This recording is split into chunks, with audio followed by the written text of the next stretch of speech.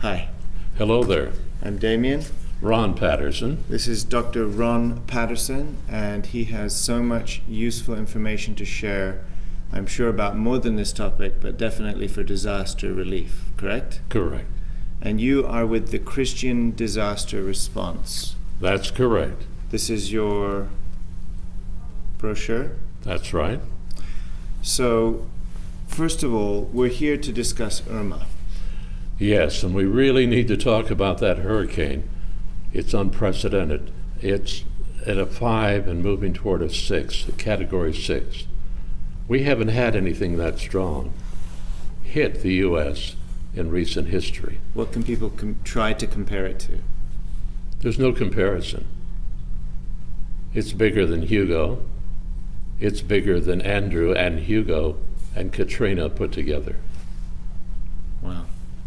That's what I said when I saw the image a few minutes ago. So you are getting email reports from, where do you get your information from? I get my information from the Hurricane Center, of course, like most people. Plus, I'm informed from the Emergency Management Office in Florida. They keep us updated on what's happening. We also get information from FEMA. So maybe just also a little bit of background. You're here with us in Korea at the Peace Starts With Me conference. We didn't know about Irma before you left the States, did we? No. So you just found out about it. So here you are in Korea with hundreds of ministers and faith leaders from around the world to discuss, of course, unity between North and South Korea, but really it's bridging across any divide, you know, the religious answer of faith, where perhaps politics and governmental power doesn't suffice to deal with really big issues that face the world. We also need that voice of faith. But in terms of disaster response, relief, that's another whole contribution from the religious sphere, and that's where you come from. That's also correct. And I really believe that the religious group can do more than the government. Wow. When you stop and think about all the resources we have in buildings, personnel, money, and you put all this together, we can do more than the government to help the people. Yeah. But we have to encourage the local church to prepare. Right. Get ready. Right. So that when something happens, they can respond and know what they're doing and do it in a method that is approved by the government. Right. So there's training and... That's correct. And preparing.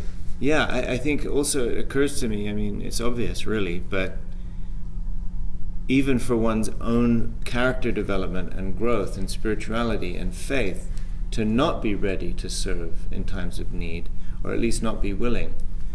So I think, you know, every church would benefit from serving anyway. Yes, a number of years ago, Dr. Kathy Winings wrote a book entitled Service Learning, and it talked about how important it is to serve others in the name of God. Yeah. And what we learn and what we receive by doing that. Yeah. So, what, may I ask, is your relationship with Family Federation for World Peace? We've worked with IRFF for, I guess, 25 years. And we've always worked closely with the church because they've shown a willingness to help others, to reach out and to serve people. And that caught my attention many years ago. So, walk us through this.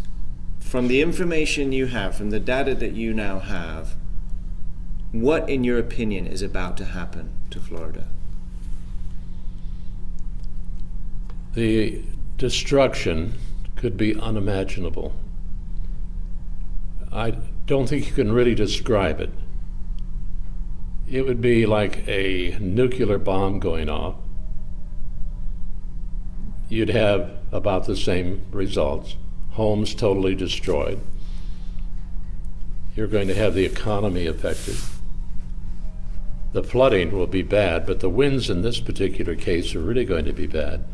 As I looked at the eye wall, it was reforming and it was multicolored, which tells me it's growing in strength. Now, what really has me troubled right now, it hasn't entered into the warmer waters closer to Florida that will increase its strength. So it may be totally off the scale by the time it hits Florida. What can you expect? No power, no electricity, no food, no medical care. Hospitals, nursing homes will be affected. There'll be a major loss of life unless there's major evacuation, and there are evacuations going on now in Florida. Now, are you hearing this type of announcement in the news today in the United States? Indirectly, If you know what to listen for. yes. So presumably they don't want to start, they don't want to spark a panic. They don't want to panic people, but they want people to be prepared. We have to be careful. Is there any way to sort of hunker down? And I mean, I know that you hear this all the time about people trying to hunker down when they're told not to. Is that possible? It depends on the structure they're in. Right. Unfortunately, the wind we're talking about goes way beyond the building code. And cement block walls do come down in hurricanes. It's not just a loss of the roof. Cement walls, unless they're reinforced, well reinforced, are going to come down. Trees are going to come down. We've had a lot of rain recently in Florida. The soil is wet, soft. So it doesn't take much wind to bring them down. So the trees come down. Even if the walls stay up, you've got windows breaking, you've got flooding, Walls. you've got electrical cables lying around. So, all right. How many days out, according to your estimate? What are we looking at? It's really hard to say because it could slow down. If it does, it'll strengthen even more. But right now, and it'll change. We're looking at Saturday Okay. hitting Florida at the latest. Okay. Saturday at the latest. Now that can change, I have to stress that. We So- really don't know what a hurricane's going to do Yeah. until the last 12 hours. So All of the computer models can say this, and it could happen. But we really don't know for sure. But we do know that all the models are saying Florida, East Coast, up the middle, or on the West Coast. But even if it gets near Florida, we're in trouble, it's going to affect it one way or the other. one way or the other. So how high up? From the southern tip, how high up are we talking? The models show that the storm could actually go to Tennessee. Wow. Yeah, that's what I said. That's why I'm kind of concerned. Wow. Okay. So what will the needs be? And presumably there's different phases. There's the immediate phase. The there's immediate follow-up. phase, of course, the emergency, the EMS, the rescue. And understand now, all of our resources are in Texas. We're pulling some out. In Houston? South of Houston, near Port Arthur and Bridge City, which is south of Houston, and south of Beaumont. The problem is going to be medical care, EMTs, registered nurses, physicians. To give you an example, when Katrina struck Florida City and Homestead, in Florida City there was no police. The police were trying to survive, and they brought in the police department from Fort Myers. Now think about that a little bit now. Here's a police department from another town. They're not familiar with the community at all, and all of the road signs are down. So how do they get around? They had a hard time. Yeah. They really had a hard time. We set up a kitchen there. We were there for 6 weeks, fed over 500,000 people. Wow. That was Andrew. Wow. It was pretty bad. But this is much worse. By the way, Andrew could have been more than a 5, but we don't know that because the wind gauges were all destroyed. Wow. Though if the military hadn't have responded, it would have been really much worse. So with Irma, we're looking at latest Saturday. And you meant, we're looking at latest Saturday. Have the National Guard been mobilized? Yes, and that's kind of unusual. Usually you activate the National Guard after the storm. The governor of Florida activated them, I think, sometime this past day. So, on just roughly speaking, how many National Guard? I presume the whole division, but I don't know. How many people is that? Several thousand. But I don't know how many he has. He didn't say how many were activated. Right. So if it's a whole division, there may be thousands of National It could be Guard thousands, but we really don't know Okay. at this stage. All right. What do they do at this point? They will assemble, get their supplies together and their vehicles. They'll work on their response plan. Years ago, when I was much younger and in the National Guard, I was activated for a hurricane that came up the east coast of Florida. And what we did is help in the rescue efforts. And I'm sure they'll do that first.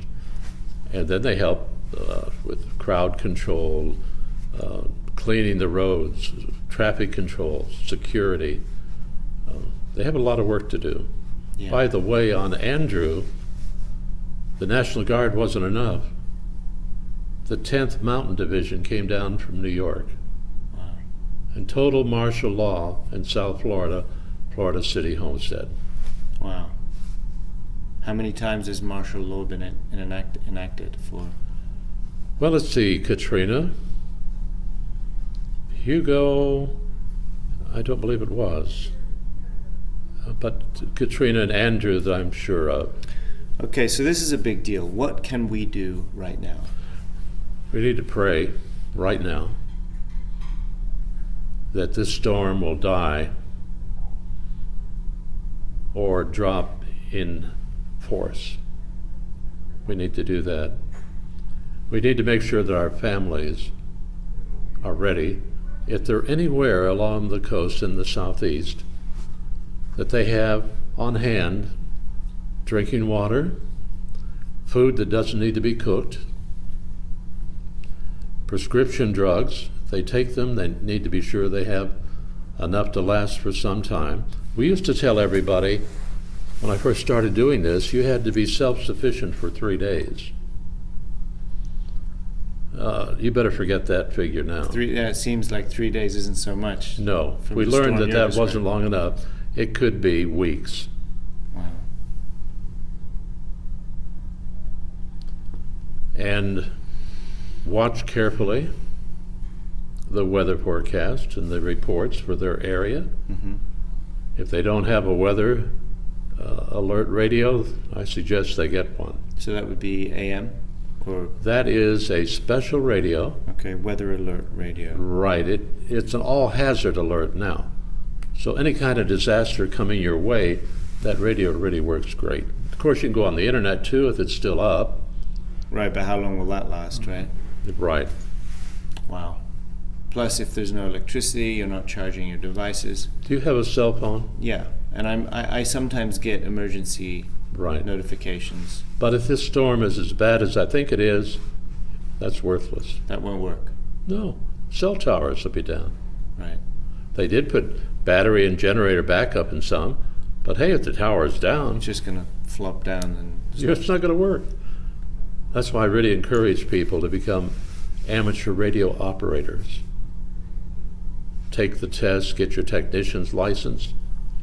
You can have a VHF and a UHF type radio. Works great when the landline is down and the cell phone doesn't work. You can communicate. Or if you can't do that, you find a CB radio. I'm not sure there's a lot of those in pawn shops, Yeah. used Yeah. furniture stores. well, that's a tip. They work too. That's a pro tip. These are all great pro tips, actually. So, pray. Right. Next. The next is to help the responding agencies like Christian Disaster Response have the resources to meet the needs of the people. And if we field a kitchen today It takes $25,000 because we have to go totally self-sufficient with our own generators, our own fuel. We use LP fuel in order to cook the food and serve it properly. So It takes that. so you're able to come in when the weather's died down. Right. You come in, clean up a patch, and set up shop. That's so true. On Galveston Island a while back, we were stationed at a church right up next to the seawall. And we literally had to clean up the spot, like you said. I went to a local fire department and borrowed a fire hose and a wrench Wow. to go to the fire hydrant to try to force the mud off so we could set our kitchen in there and start preparing food. Okay, so $25,000. What does that get you for your team? That's just What does set that up, get? or does that get some That days? gets food, Mm-hmm. institutional size food. Mm-hmm. The first 24 hours, we do what we call heat and eat. Mm-hmm. That's open a can of chili, beef stew. Heat it up, serve quick. Right, get quick, it quick, going. quick. After that, we serve full meals, Wow. like a salad, vegetable, main entree of meat of some sort. We put together a really nice meal. I used to let my wife come out and work on the kitchens, but Katrina and Rita taught me a lesson. We were at south of Beaumont, Texas. This was Rita. And my wife said, well, you know what would be great? To fix chicken and dumplings. Now remember, this is the South. Chicken and dumplings. I let her do that. We served 500 people. The next day, we served 5,000 people. And it grew and grew and grew. As a matter of fact, one of the volunteers from the church opened cans for us, the big institutional sized cans with a commercial opener. Yeah. He complains to this day that one arm has a stronger muscle than Too the much other. work. I mean, it was 8 hours a day. God. You don't understand how many number 10 cans it takes to feed that amount Wow. of people. Wow. So, food, So it gets you food and set LP. up. Okay. For how many days can you run with $25,000? All right, we can run for, depending now on the numbers that we're feeding. Right. Normally, we can run for about 2.5 to 3 weeks. And probably the better question is how many people, right, can you serve? Right, so we're looking at roughly an average, we'll say, of 3,000 a day average. Okay, so up to 3 weeks. Wow. Okay. And during that time, usually within the second to third week, food suppliers will start donating food. Like on Galveston Island, we had a refrigerated semi-trailer with chicken donated by Tyson. So because you have the infrastructure set up, it Right. gives them the opportunity to help as well. Right, then people start bringing in food. Okay. Now, I have to stress this, we can't take food from families. A lot of people want to really help out and they'll bring casseroles in and other food. You can't handle that, right? No, we don't turn it away. But We take it, thank them for it, and if the staff wants to eat it, that's I great. see. But we're not allowed to sell it to the public. I see. You see, our people have to be trained in food service. Serve Safe certification is required, and food handling training is required. I see. So you can't promise that I see. Yeah, that makes sense. You have to meet standards, especially after Katrina. Okay. Resources. Now, we've spoken about money. Yes. Are there other types of resources that Yes. people can donate? Volunteers, Manpower. manpower. How do they do that? How do we They, sign up the easiest way is to contact us by internet. The phone system, if it's still up, Okay. is blown out of the water. There's so many calls and our lines get jammed up and it's bad. So internet, so for you to receive recruits, it's easier via the internet. By the internet. So we right. can put a link on our page Yes. that will drive any traffic that's interested or capable or Right. able to the appropriate Yes. site. Okay. And even if we don't get it in Florida, someone in New York can handle the internet Okay. for us. And we True. have volunteers across the country. Okay, fantastic. So volunteer. Okay. Now, what other resources? I don't know if there are any of the trucks left or not, but they were a valuable resource. Father Moon had Transportation. trucks, and we were able to use one on a number of disasters for years. Trucks, RVs, campers, motorhomes. A lot of people no longer use them, and they're willing to donate them. And that way we have a place for the volunteers Right, you to need- stay. Right. Because the hotels and motels are gone, if there are any. They'll be full if there are any, right? Right. Okay. That makes sense. So we've got prayer and then these three resources. Is there anything else? You mentioned before something about in-kind donations. I always wonder about that because it seems like... In-kind donations are great, especially if they come from manufacturers. Right. And we've had, give you an example, 90,000 pairs of tennis shoes donated a few years ago. We've had food, as I mentioned, the chicken, fish donated, clothing, new clothing. I have to really stress that and stress that. New clothing. And they say, well, they don't have anything, so anything should be okay. Right. Kathy Winings mentioned this. A lot of people, out of the kindness of their heart, start to clean out their closet, but it's really not. That's not the thing to do. Right. To give you an example, on Hugo in Charleston, South Carolina, the mayor said, send us everything. And you know what? They sent everything. We had our kitchen just north of Charleston, and a semi pulled up. I've got a load of meat for you. Fantastic. What do you do? And I looked at the truck, and it wasn't refrigerated. Oh, no. But it's insulated with used clothing. Oh. Can you imagine when the door was open? How far did it drive? Oh boy. We refused it, of course. And then other semis would roll in with clothing, they'd dump it on the ground. And it breaks my heart to see people rummaging like it's a dump to try to find clothes to put on. So what do? We have a supplier that puts together what we call outfits to go. And that's on our website. They're color coded for size.